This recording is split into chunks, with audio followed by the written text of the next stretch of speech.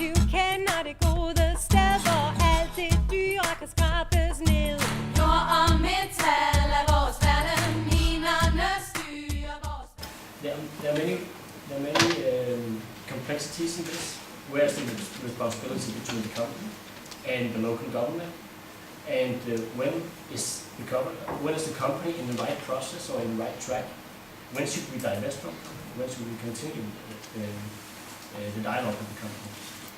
That we asked the company in a very precise way that we would like to get information how this resettlement plan, this international guideline, has been followed in the way they've done the consultation. And I will get that information. It will take time, but I will get it. And I'll sit down and I'll read it through. And then I would use this document as a reference. Of course it's a document, but it will give me a picture of where exactly in the process something has went wrong. If we don't get the answers, if we don't make the progress, and if we see that this is something that is not going to improve, we will act. What I have seen, active ownership just doesn't work with Anglo Platinum. And Thomas, you mentioned yourself, as a small bank with a relatively small amount of money put in the company, I don't believe that you can make these changes. I do believe in active ownership, but in this particular matter, I don't believe it. Volvo actually went to Limpopo to make Anglo Platinum aware that their customers didn't want them to buy platinum from them because they knew what was going on. And they went into a dialogue with Anglo Platinum, went back home, thought, now we changed it. This is 2 years ago, back in 2008, when you also, the two banks here, received a report from South African Human Rights Commission saying that there were lots of issues. And now I've just been there for 5 weeks and I can promise you, nothing at all has happened. The company keeps on acting the way that they've always done. And I think there's only one way of getting out of this issue, and it is divest your money.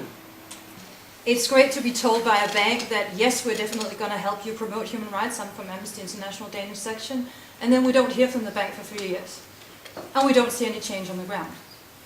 And so what I want to ask for and call for is more engagement reports from you guys. Where it's not a question of sending out a self-assessment questionnaire saying, oh, so how do you think Anglo-American things are going? Oh, they're going great. We need to see systematic approaches to this, good due diligence, official or reports about what you're doing, what you're achieving, what your challenges are, what you're doing to approach them, so that you will be accountable to NGOs and civil society in that way. I think that the issue of transparency is important, but I think that what we need to be better in, and I want to repeat it again, is we can give you a list of companies that we engage with, but if we don't give you a list of the results we achieve, there's nothing new in that type of information. So if we're going to look at transparency, I think we need also to be better in actually showing the results. And that goes back to the issue of confidentiality with the companies we have engagements with, and so on and so on. If you expect a constructive dialogue, you also sometimes you have to have a confidential space, so you can't disclose everything that's going on in such a dialogue. But I think that on some kind of level, on an aggregated level or on a principal level, you have to be able to disclose what you do. Point taken. I think that's some of the next obvious steps for us to take at least. My name is Debat. I come from South Africa and I'm a land rights activist there.